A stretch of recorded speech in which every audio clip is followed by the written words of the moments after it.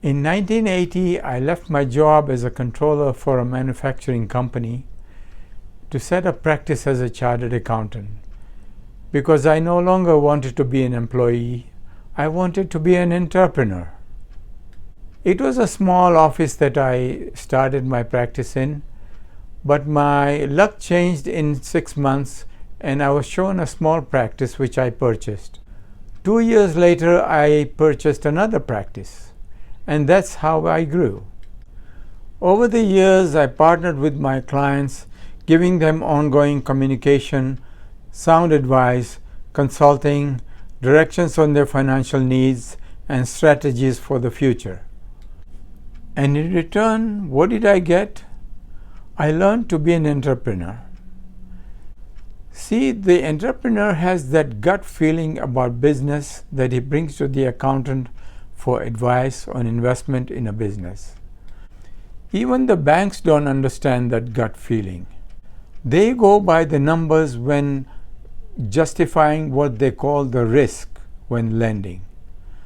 The businessman doesn't understand this word risk. In many cases, the banks are unfair. And I have experienced it myself. Many years ago, my daughter, who is an optometrist, wanted to open 2 optometric clinics within 6 months of each other. And the bank said, no, the risk is too much because it's within 6 months of each other. They would finance 1 clinic but not 2. And I had to go for private financing because I was guaranteeing the loans. Now she owns 3 clinics and the bank wants to loan her more money at prime minus 0.5%. Now you go figure. Over the years, I've been a partner in a new home construction company for 12 years. I've been a partner in a cell phone company for 5 years. My wife has owned and operated a retail store. She's owned and operated a daycare center.